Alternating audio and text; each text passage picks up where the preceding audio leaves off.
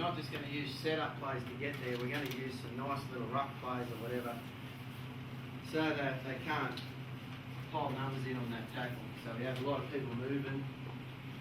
Alright, and that's how you sit down with a big piece of paper and construct your set. So you've got people that drop under, then have a roll on the next play, or people that lead and reload and have a roll on the next play and stuff like that.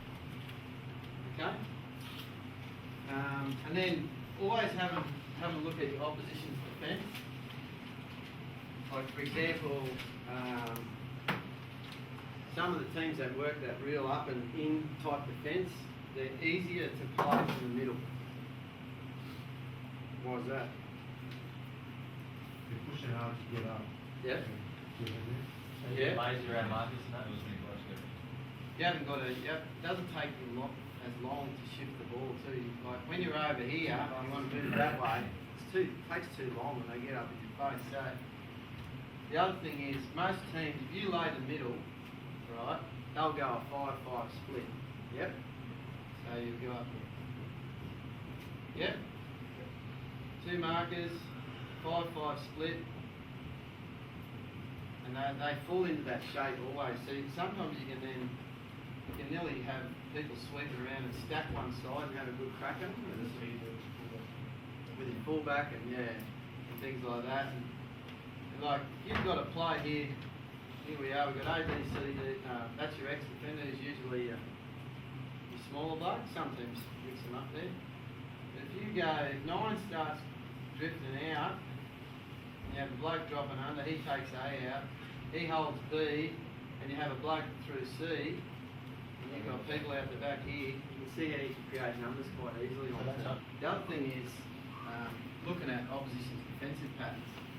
For example, the teams that have that rush defence and up and in type defence, trying not to get around them in one play, trying to chunk them, we call it. So you might be playing off 50, right? And you might just have a simple 7 with a lead out the back, alright?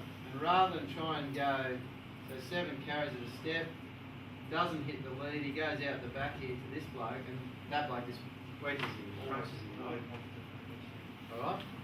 So maybe a way to is just be happy maybe with hitting the lead, isolating him. If he's gone up past him, you get him on the next play. Or you get him having to go back and retreat. Alright? Whereas you play Brisbane or Penrith, they have more, well, they've probably changed this year, they have a real up and hold defence, so you tend to really use a little bit more width and test them out on the edges a little bit more. Alright? You've got more time. Your long pass comes into play because they're generally not.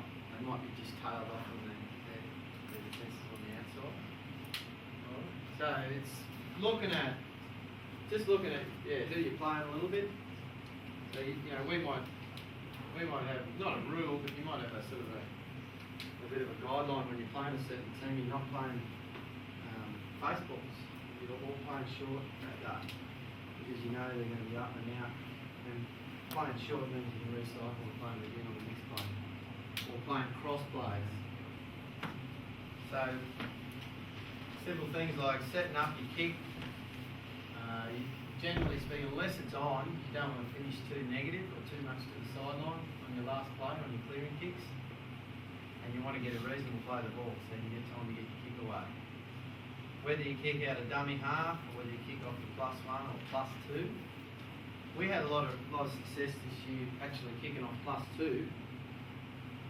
So our basic set was, we might have been working on staying on the left. So whenever we get the ball, we work away over here. We go +2 kick, ball onside kick. +2 kick, what does it do for you? Brings the winger up. Right, which is a big thing. It brings that winger up. If he might be here, if it just brings him up there, that fullback's got a long way to go there. Work on. Most teams usually have their sort of locked in 4 people each side for their kick chase. Alright? You've got to work out a nice system for how you're going to shore up your middle. Alright?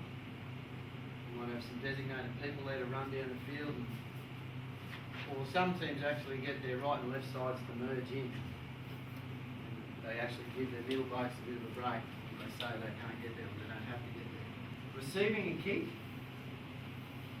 as I said, this was one area where we put a massive amount of work in, and got a lot of benefits from last year.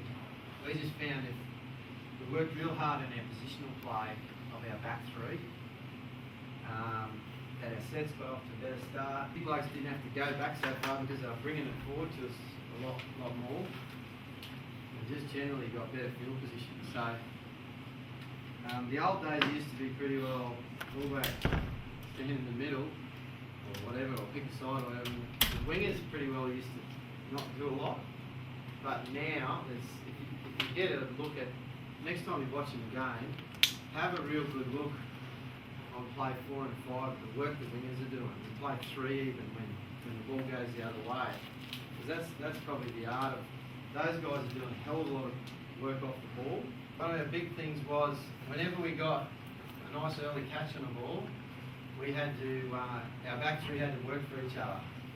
Okay, so it wasn't just, letting them get crunched by the wall of defenders. So we found this as a bit of an effective thing. So they get a kick away. So we got Slippery gets a good catch on, he works hard, and that was the other thing, actually doing some work on kicking it away from blokes to train and getting them catching on the full, really busting their ass, catching on the full, or the first bounce. It's so vital, like I can tell you how important it is. As I said, 10 metres in this area, it means all the difference to your set. So he starts heading towards the middle, you just watch what the fullback does for him. And it don't always work like that. Okay, so just have a quick look at that again. All it's done, and you don't do it right at the line, we practice it sort of doing a good 5 metres from the line. He drops under and just holds just that little bit of movement, held tight up. Anyway, just have a look here if you can notice it. By the work, what the wingers work at, give the fullback a little bit of an advantage in what it meant for us for the game. Little things like this mean so much. So that was one area where they got a great kick and chase on us. Greenie gets tackled there. How's our second being the wet? We'd be lucky to get to 20, I reckon. And then we're kicking, they're getting it on the halfway, and we're really pushing shit uphill. So just have a look at right at the last minute. Bestie does great here to get back, even though he's not really involved, but he does well to get back there and give him something, even if sometimes it's just a body in the way. But have a look just over in the corner. You want to see that? Just have a look at what it does to Glenn Morrison when this bloke comes in the picture.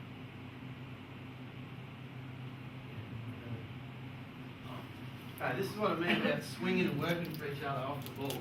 I had a good look at Lockyer and Co. Lockyer is one of those guys, they worked a lot of +2 kicks. Brisbane, so they'd work out over here, +2, and fullback really got to pick a side. Yeah. We can get our fullback to pick a side, so he'd stand in this vicinity here. Because winger, he can't really go right back, or he just runs the ball, and Brisbane do it. Some teams don't do it, so we'll have a look at that, and if they don't do it, we'll give him that option to be back there a little bit. So Greenie sits there, he covers that real, and he's got a real long kick. Lockie's got the longest flat hard kick in the game. So he can really, if you give him too much room, he'll just flank you there and it dribbles and stops him in your stuff. So Greenie really picks the side. We worked on that all week. As soon as the ball was passed here, as soon as the ball was at defensive line here, Slippery's about here. He's just dropped in a little bit. As soon as that ball is passed, he's gone. He's on this arc. He doesn't run down the sideline, which some wingers do. He doesn't run in here. He gets on this nice arc. Because what happens generally, if he sees this fullback here, he'll hook the ball back.